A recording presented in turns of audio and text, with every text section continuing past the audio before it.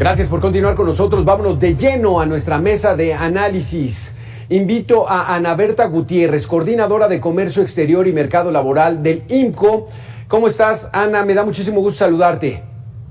Hola, Alberto, igualmente. Muchas gracias por la invitación. Hemos estado hablando de qué son estas cadenas de suministro. Ya la gente entiende todo este proceso que llevan, los productos que reciben ya en la tienda, en los centros comerciales. Pero, ¿cómo nos encontramos en estos momentos? La crisis de los contenedores, la crisis de los chips, no se está regularizando la economía. ¿Qué es lo que estamos esperando para este próximo diciembre?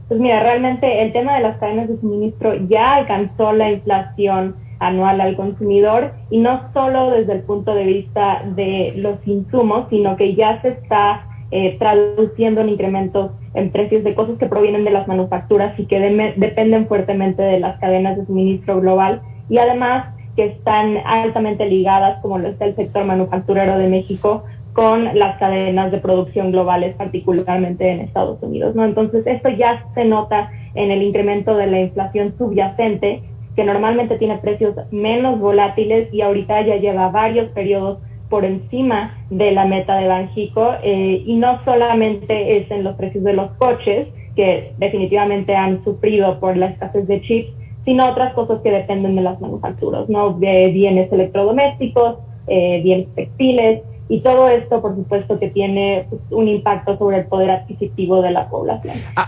Pero por otro lado, el tema ahí es que hay pocas acciones que se han llevado a cabo para atender el tema. ¿Cómo qué acciones deberían haberse tomado, Ana Berta, ante esta situación?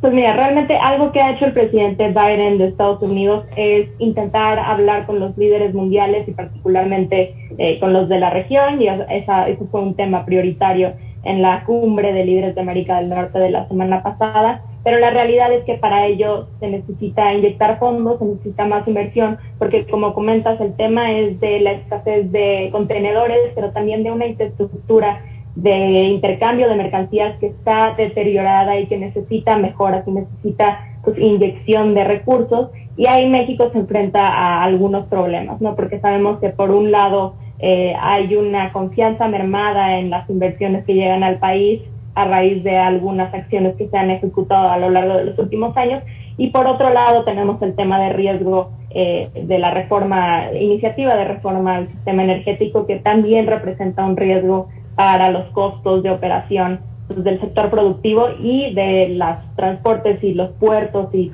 toda esta infraestructura de intercambio de suministros que hay en el país. Entonces, por ahí eso es importante atender. ¿Por qué es un riesgo esta reforma energética que está presentando el gobierno federal en estos momentos?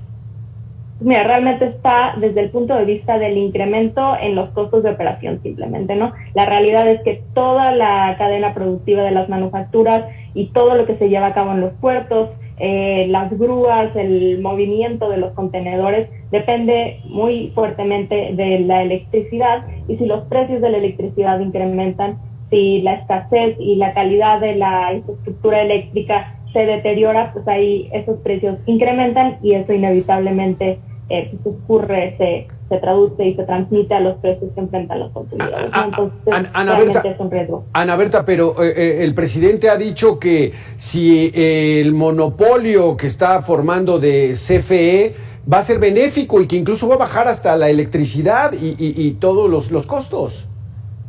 Mira, ya hemos visto lo que ha pasado con una iniciativa similar de cierta manera en los precios del gas LP, y la realidad es que la CFE no tiene la infraestructura ni el poder económico suficiente para atender estos requerimientos del sector productivo y realmente del mercado que compra energía en México, ¿no? Entonces, pues esa iniciativa ya se aplazó al próximo año su discusión, y existe la posibilidad de que no pase, pero por ahí se genera otro tema para la certidumbre en la inversión, que también es necesario para atender estas necesidades de las cadenas de suministro. Ana Berta, ¿podrías explicarnos qué es la inflación subyacente y por qué es tan delicado que ésta esté presentando índices al alza? Mira, la inflación subyacente y la no subyacente se dividen por su volatilidad, ¿no? Primero está la no subyacente, donde están los precios energéticos, donde hay precios de verduras que también han incrementado de manera muy importante en los últimos meses, y esos son más volátiles porque dependen de cosas más externas inmediatas, ¿no? Claro. El precio de la gasolina, la escasez o abundancia de importaciones agropecuarias, de verduras, pero la no subyacente normalmente es más controlable, esa es la que responde más a la política monetaria de Banxico y no suele tener tanta volatilidad, ¿no? Esos son precios cuyos niveles se mantienen más estables, cosas como electrodomésticos, automóviles, precios de escuelas, precios de servicios, todos esos suelen mantener una inflación más baja, y el hecho de que esté en 5.53%, que es un nivel pues más de un punto superior al límite de la meta de Banxico, pues muestra que no está siendo tan controlable estos precios de cosas más estables por la política monetaria de lo que deberían estar haciendo. Entonces hay dos índices hoy particularmente que estamos analizando. 7% la inflación normal, el tomate, el jitomate, la gasolina, el aceite, ¿no? Esos productos que son más volátiles, pero la subyacente está en 5.53. Sí, no está realmente lo suficientemente baja como para hablar de un control por la política monetaria. Esperamos siempre que la inflación no subyacente responda menos a esta política, pero sí, 5.5 me parece que es la inflación no subyacente, sí. y definitivamente es un nivel elevado. Es un nivel elevado. Le damos la bienvenida a Ana Berta, a Ángel Méndez, maestro en finanzas. Ángel, ¿qué tal? ¿Cómo estás? Muy buenas tardes, qué gusto. Gracias. No son buenas noticias el anuncio que da hoy Banco de México. La inflación arriba del 7%, la inflación subyacente arriba del 5.5%. No son buenas noticias para el consumidor final, para la gente que nos está viendo en estos momentos. Efectivamente, no son absolutamente nada buenas noticias, y menos en este proceso que estamos viviendo, derivado de la contingencia sanitaria, en un proceso o un intento de recuperación de la economía. Pues encontrarnos esta mañana con esta noticia, la verdad es que sí fue pues una bomba para los bolsillos de todos los mexicanos. Exactamente. Ángel, sí, sin ser agoreros, sin ser portadores de malas noticias, este diciembre va a ser complicado para las familias mexicanas. Pues no es que seamos aves de mal agüero, cosas por el estilo. Tenemos que ser realistas y tenemos que situarnos en un entorno en donde la austeridad pues va a ser nuevamente el principal invitado de nuestras casas este diciembre. Y pues lamentablemente va a pasar un muy buen rato para que la economía, los bolsillos de los mexicanos puedan ver un respiro, un tanque de oxígeno, porque pues cada vez nuestro dinero va a valer menos, cada vez la austeridad va a ser un factor importante que debemos de tener en cuenta. Y pues lo veíamos venir como analistas, lo veíamos venir, ya que pues este proceso económico pues está en una caída libre. Habían sido muy buenas las noticias, muy alentadoras. Sin embargo, pues repito, debemos ser muy realistas y entender que esto es derivado de un proceso económico de recuperación, no como lo queríamos. A lo mejor fueron falsas esperanzas, y aquí están los resultados. Aquí está el resultado, y lamentablemente repito, el hogar mexicano es el que se va a ver más golpeado. Nuestro dinero pues no nos va a alcanzar. Cada vez va a valer menos. Ana Berta, dice el presidente, la inflación no es solo en México, también Estados Unidos está a esos niveles, Brasil está al 11%. ¿Esa justificación vale en estos momentos?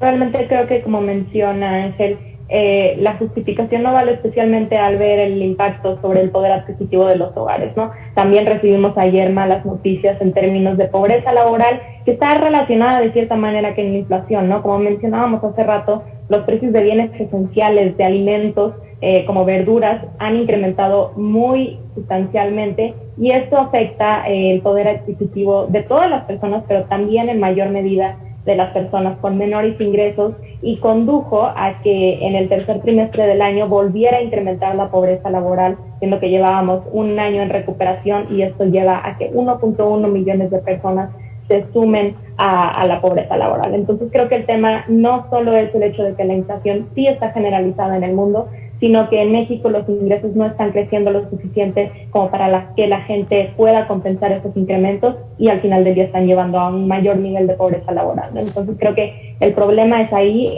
la atención se tiene que poner ahí. Esta película ya la vimos, Ana Berta, ya la vimos, Ángel, y pareciera ser el inicio de una crisis, porque así comienzan las crisis.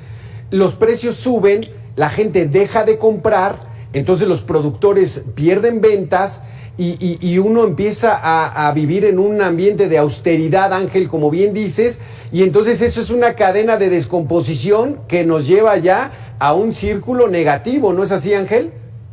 Sí, efectivamente, mira, yo desde que tengo uso de razón, y creo que no me van a dejar mentir, pues hemos estado todo el tiempo en crisis, a veces más aguda, un poco más relajada, pero pues hoy está muchísimo más fuerte. Esta crisis nos está llevando a otros planos que me atrevería a decir económicamente en términos de recesión, y estamos en la fase más baja dentro de la economía, y la prueba está en el anuncio que hicieron en la mañana de la inflación.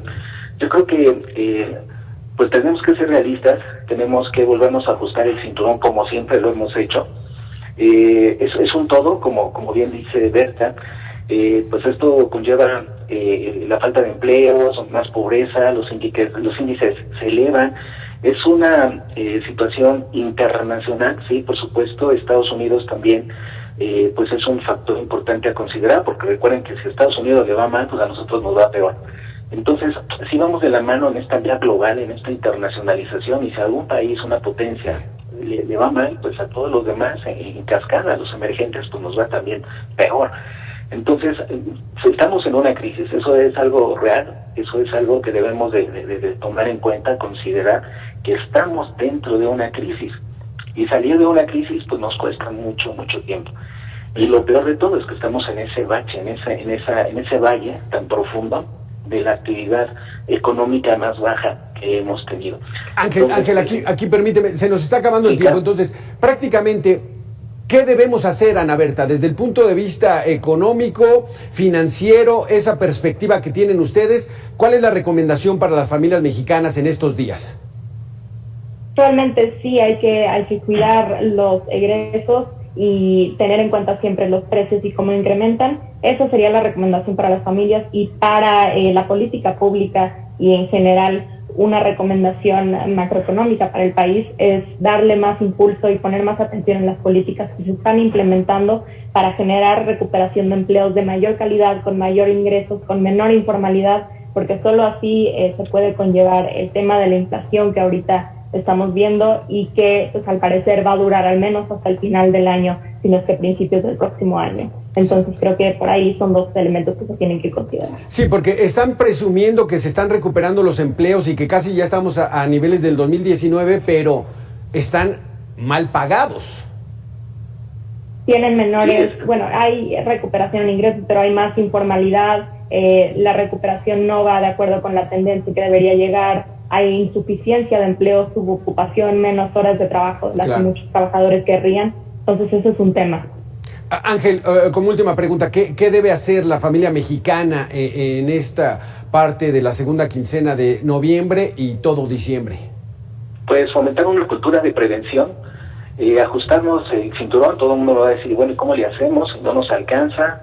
Lamentablemente tenemos que cuidar nuestro dinero, lo poco que cae de nuestro bolsillo, a cuidarlo, a evitar compras que no sean necesarias, basarnos en necesidades y no en deseos, y la recomendación es pues tratar de ahorrar y prevenir, porque vienen tiempos todavía más difíciles. Pero eso puede provocar que también las cadenas de producción pues entren en crisis porque no van a poder vender. Entonces, híjole, qué difícil que entremos a esa dinámica y ese círculo negativo, ¿verdad, Ana Berta? Muchísimas gracias por haber estado con nosotros, Ángel. Muchísimas gracias. Es un tema amplio del que esperemos seguir platicando para dar mayor orientación a todo nuestro auditorio. Gracias a los dos por haber estado con nosotros. Hasta luego. Bye. Ahí está. Vienen tiempos complicados desde el punto de vista económico, las finanzas familiares, hay que tener cuidado, pero también no hay que ser tan radicales de de no consumir, porque mucha gente y muchas familias dependen de los servicios, de los productos, de los bienes, en fin. El gobierno de México tiene una misión casi imposible, pero que tienen que resolver, tienen que resolver, porque a todos nos afecta. Vamos a hacer una pausa y regresamos en 2 minutos aquí a Mega Noticias.